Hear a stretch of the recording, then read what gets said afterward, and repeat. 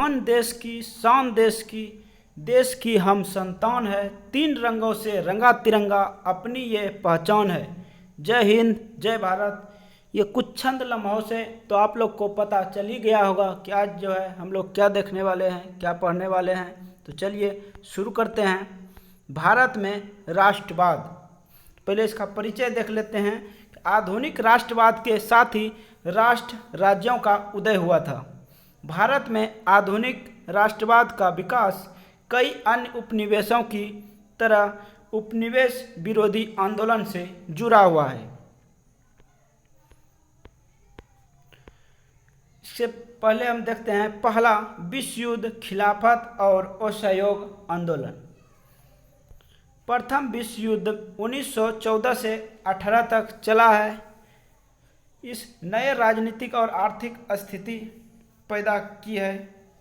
प्रथम विश्व युद्ध ने भारत की युद्ध के दौरान विभिन्न समस्याओं का सामना करना पड़ा है। रक्षा खर्चा में वृद्धि, युद्ध के दौरान कीमतों में वृद्धि हुई। ग्रामीण क्षेत्रों में सिपाही को जबरन भर्ती किया जाता था आर्मी में। और 1918 से 1919 और 1920 से 1921 के दौरान भारत के कई हिस्से में फसल खराब हो गई। युद्ध खत्म होने के बाद भी मुश्किलें कम नहीं हुई। यहाँ पर 9 जनवरी 1915 ईस्वी को आगमन होता है गांधी जी का और एक आंदोलन चलाता है सत्याग्रह, सत्य के साथ आग्रह। तो चलिए देखते हैं आगे सत्याग्रह का विचार। मतलब कि सत्याग्रह भारत में औपनिवेशिक शासन की नई लड़ने का एक नया तरीका था। यह अत्याचार और अन्याय के खिलाफ एक गैर आक्रामक और शांतिपूर्ण जन आंदोलन था। सत्याग्रह का अर्थ है सत्य को स्वीकार करने के लिए आग्रह करना। सत्याग्रह का अर्थ होता है कि सत्य को स्वीकार करने के लिए आग्रह करना। यह एक नैतिक चेतना ना कि निष्क्रिय प्रतिरोध है। गांधी जी ने बिहार के चंपारण जिले में 1917 में नील की खेती के लिए चंपारण सत्याग्रह किया। उसके बाद अहमदाबाद में कपास के मिल श्रमिक या मजदूरों के लिए 1918 में आंदोलन के बीच सत्याग्रह आंदोलन किए। उसके बाद देखते हैं एक रॉलेट एक्ट आता है 1919 में, और इस अधिनियम से सरकार को राजनीतिक गतिविधियों को कुचलने और राजनीतिक कैदियों को 2 साल बिना मुकदमा चलाए जेल में बंद रखने का अधिकार मिल गया। यह एक एक्ट था, रॉलेट एक्ट, जो अंग्रेज़ों ने पारित किया था। इसका जो उद्देश्य था कि बिना दलील वकील के जो है डायरेक्ट जेल में डाल दिया जाता था, ना ही उसमें कोई मुकदमा चलाया जाता था। इसके बाद देखते हैं जलियांवाला बाग हत्याकांड।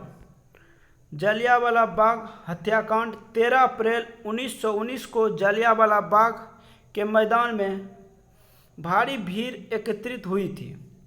जनरल डायर ने हथियारबंद सैनिकों के साथ वहां पहुंचा और बाहर निकलने के सारे रास्ते बंद कर दिए। इसके बाद डायर ने भीड़ पर गोलियां चलाने का आदेश दे दिया, जिससे हजारों लोग मारे गए। इसका खबर फैलते ही उत्तर भारत में हड़ताल लगी। लोग पुलिस से मोर्चा लेने लगे और सरकारी इमारतों पर हमला करने लगे। सरकार ने इसका जवाब क्रूरता से दिया। उसके बाद आता है खिलाफत आंदोलन। खिलाफत आंदोलन का नेतृत्व 2 भाइयों ने मिलकर किया, शौकत अली और मोहम्मद अली ने किया था।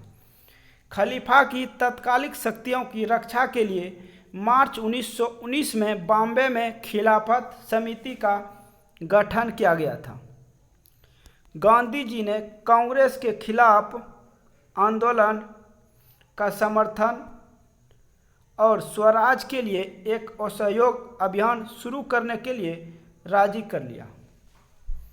उसके बाद दिसंबर 1920 में कांग्रेस के नागपुर अधिवेशन में असहयोग कार्यक्रम पर स्वीकृति दे दी गई।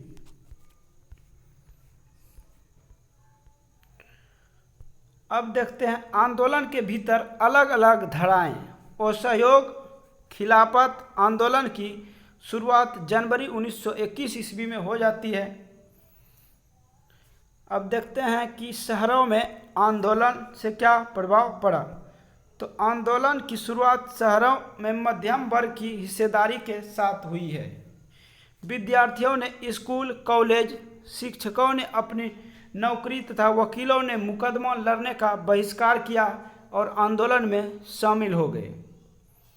प्रांतों में परिषद का चुनाव का बहिष्कार किया गया, विदेशी सामान का बहिष्कार किया गया, साथ ही शराब की दुकानों के सामने प्रदर्शन किया गया। अब देखते हैं कि ग्रामीण इलाकों में विद्रोह। तो किसानों और आदिवासियों का संघर्ष धीरे धीरे हिंसक होता गया और अवध में किसान का आंदोलन। तो किसानों का नेतृत्व अवध में बाबा रामचंद्र ने जमींदारों और ठेकेदारों के खिलाफ किया। अवध किसान सभा का स्थापना 1920 ईस्वी में किया गया। जवाहरलाल नेहरू, बाबा रामचंद्र और अन्य लोगों के नेतृत्व में की गई थी। उसके बाद आता है कि आंध्र प्रदेश में आदिवासियों का आंदोलन। तो आंध्र प्रदेश के गुडेम पहाड़ियों में अल्लूरी सीताराम राजू के नेतृत्व में उग्र गुरिल्ला आंदोलन फैल गया। विद्रोहियों ने पुलिस थाने पर हमला किए। अल्लारू सीताराम राजू को 1924 ईस्वी में पकड़ लिया गया और फांसी की सजा दी गई। इसके बाद आता है कि बगानों में स्वराज। तो बगानों में स्वराज, बगान श्रमिक के लिए स्वराज का अर्थ चार दीवारियों से बाहर स्वतंत्र रूप से आवाजाही करना था। उन्होंने 1859 के अंतर्देशीय आप्रवासन अधिनियम का विरोध किया, जिससे उन्हें बिना अनुमति के बागवानों से बाहर जाने से रोका जाता था। प्रत्येक समूह ने स्वराज शब्द की व्याख्या अपने तरीके से की है।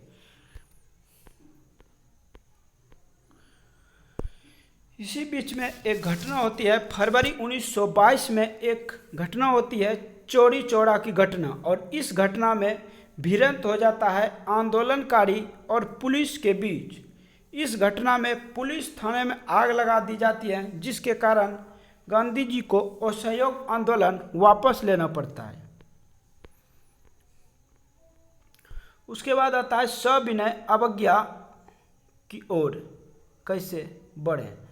तो महात्मा गांधी ने फरवरी 1922 में असहयोग आंदोलन वापस लेने का फैसला ले लिया। उसके बाद जो है CR दास और मोतीलाल नेहरू के नेतृत्व में परिषद राजनीतिक में वापस लौटने के लिए कांग्रेस के भीतर ही स्वराज पार्टी का गठन कर डाला। स्वराज पार्टी का स्थापना 1923 ईस्वी में हुआ है। जवाहरलाल नेहरू और सुभाष चंद्र बोस जैसे युवा नेता ने ज़्यादा उग्र जन आंदोलन और पूर्ण स्वतंत्रता के लिए दबाव बनाने लगा और 1920 के बाद भारतीय राजनीति को दिशा निर्धारित करने वाले कारण देखते हैं। तो ये था विश्वव्यापी आर्थिक मंदी 1929 में आ जाता है इसी बीच में, और 1930 के बाद कृषि उत्पादों की मांग में गिरावट होती है और निर्यात कम होने लगता है, जिससे कि कृषि उत्पाद की कीमतों में काफ़ी गिरावट आ जाती है। उसके बाद आता है साइमन कमीशन। इस आयोग का गठन ब्रिटेन की टोरी सरकार द्वारा राष्ट्रवादियों की मांगों पर विचार करने और भारत के संवैधानिक व्यवस्था का अध्ययन करने और इसके सुझाव देने के लिए किया गया था साइमन कमीशन का गठन। पर इसमें एक बात था कि इसमें जो है एक भी भारतीय नहीं थे साइमन कमीशन का गठन में। और ये आयोग 1928 में भारत आया, 1927 में बना था और 1928 में ये भारत पहुंचा। कांग्रेस ने इस आयोग का विरोध किया क्योंकि उसमें भारत का जो है एक भी कैंडिडेट नहीं था। जवाहरलाल नेहरू की अध्यक्षता में दिसंबर 1929 में कांग्रेस के लाहौर अधिवेशन में पूर्ण स्वराज की मांग और औपचारिक रूप से दे दिया गया। इसके बाद आता है नमक यात्रा और सविनय अवज्ञा आंदोलन। गांधी जी नमक को ऐसे माध्यम के रूप में चुना जो राष्ट्र को एकजुट कर सके, क्योंकि नमक समाज के सभी वर्गों द्वारा प्रयोग किया जाता है। अब देखते हैं नमक यात्रा। तो नमक यह दांडी यात्रा 12 मार्च 1930 को शुरू किया गया। गांधी जी 6 अप्रैल 1930 ईस्वी को गुजरात के एक गांव दांडी पहुंचे और वहां समुद्र के पानी को उबालकर नमक बनाना शुरू कर दिया। इस तरह उसने नमक कानून तोड़ा। इस प्रकार उसने सविनय अवज्ञा आंदोलन शुरू कर दिया। यह असहयोग आंदोलन से अलग था, क्योंकि लोगों को न केवल अंग्रेजों का विरोध सहयोग करने के लिए बल्कि यहाँ पर औपनिवेशिक कानूनों का उल्लंघन करने के लिए आवागमन किया गया था। विदेशी वस्तुओं का बहिष्कार करो और भुगतान न करना और वन कानूनों को तोड़ना इसकी प्रमुख विशेषता थी। उसके बाद आता है ब्रिटिश सरकार आंदोलन को कुचलने के लिए क्रूर दमन की नीति अपनाई और ब्रिटिश सरकार ने गांधी जी और नेहरू समेत सभी बड़े नेताओं को गिरफ्तार कर लिया गया, जिससे कि गांधी जी ने आंदोलन को वापस ले लिया। इसके बाद आता है गांधी इरविन समझौता। इरविन जो है उस समय वहाँ का वायसराय था अंग्रेज़ों का। गांधी जी ने 5 मार्च 1931 को वायसराय लॉर्ड इरविन के साथ एक समझौता पर हस्ताक्षर किए। गांधी जी दिसंबर 1931 में सारे गोलमेज सम्मेलन में भाग लेने के लिए लंदन गए, लेकिन वहाँ पे वार्ता विफल हो गया। बात जो है सही ढंग से नहीं होने के कारण उन्हें निराश होकर वहाँ से लौटना पड़ा और गांधी ने सविनय अवज्ञा आंदोलन दोबारा शुरू किया, लेकिन 1934 आते आते इसका गति जो है मंद पड़ने लगा, क्योंकि कोई भी काम जो है दोबारा करने के बाद उतना मन से नहीं संभव होता है। लोगों ने आंदोलन को कैसे समझा, अब इसके बारे में जानते हैं। तो जो संपन्न किसान होते थे वो अंग्रेज़ों ने जब राजस्व कर कम करने से इनकार कर दिया, तब अमीर किसान समुदाय भी आंदोलन में शामिल हो गए और राजस्व दर घटाए बिना आंदोलन वापस लिया गया तो इन्हें निराश हुई और जब दोबारा आंदोलन शुरू किया गया तो बहुतों ने जो है शामिल होने से इनकार कर दिया। उसके बाद आता है कि गरीब किसानों ने कैसे देखा आंदोलन को। तो गरीब किसान चाहते थे उन्हें ज़मीन का भाड़ा माफ़ कर दिया जाए, क्योंकि अंग्रेज़ जो है उस समय टैक्स लिया करता था ज़मीनों से। तो अमीर किसान और ज़मींदारों की नाराज़गी के भय से कांग्रेस यानी भरा विरोधी आंदोलन का समर्थन करने के लिए तैयार नहीं था।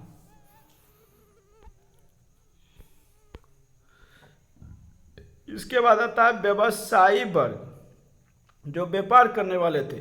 तो प्रथम विश्व युद्ध के बाद इनके मुनाफे भारी कमी आई, तो ये विदेशी वस्तुओं के आयात के खिलाफ सुरक्षा चाहते थे, परंतु उग्रवादी गतिविधियों का प्रसार लंबे समय तक व्यापारिक व्यवधानों की चिंता और युवा कांग्रेस के बीच समाजवाद के बढ़ते प्रभाव ने इन्हें आंदोलन में शामिल नहीं होने के लिए मजबूर कर दिया। इसके बाद आता है महिलाएं। तो महिलाओं भी जुलूस का हिस्सा बनी, नमक बनाई और शराब की दुकानों के सामने धरने में शामिल हुए। कांग्रेस महिला को संगठन के भीतर किसी प्रकार के महत्वपूर्ण पद देने के पक्ष में नहीं था।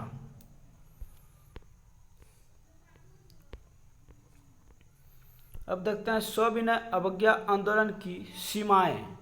तो दलितों या अछूतों ने आंदोलन में सक्रिय रूप से भाग नहीं लिया। उन्होंने सीटों के आरक्षण और अलग निर्वाचन क्षेत्रों की मांग रखी। दलितों के नेता डॉक्टर भीमराव अंबेडकर ने 1930 में एक संख्या बनाई जिसका नाम दलित वर्ग एसोसिएशन रखा गया। दलित वर्ग एसोसिएशन रखा गया। गांधी जी का डॉक्टर भीमराव अंबेडकर से काफ़ी विवाद हुआ, क्योंकि गांधी जी नहीं चाहता था कि आपस में बंट जाए। गांधी जी और भीमराव अंबेडकर के बीच 1932 में एक समझौता होता है, पूना पैक्ट समझौता।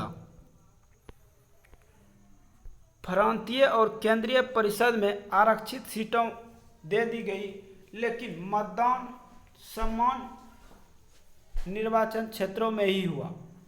मुस्लिम लीग के नेता M.A. जिन्ना केंद्रीय सभा में मुसलमानों के लिए आरक्षित सीटें चाहती थी। मुसलमान लोग जो भी है सीट अपना अलग निर्वाचन मंडल का मांग करने लगा। मुसलमानों के कई बड़े हिस्से ने सविनय अवज्ञा आंदोलन में हिस्सा नहीं लिया। अब देखते हैं कि सामूहिक अपनेपन का भाव। तो सामूहिक अपनेपन की भावना आंशिक रूप से संयुक्त संघर्षों के चलते पैदा हुई। इतिहास और साहित्य, लोक कथाएं व गीत, चित्र और प्रतीक सभी ने राष्ट्रवाद को साकार करने में अपना योगदान दिया। 1921 तक गांधी जी ने स्वराज का झंडा तैयार कर लिया था। यह एक तिरंगा लाल, हरा और सफ़ेद रंग का था और जिसके माध्य में गांधीवादी चरखा यानी बीच में जो है चरखा का चित्र था। मिलते हैं नेक्स्ट वीडियो में, तब तक के लिए धन्यवाद।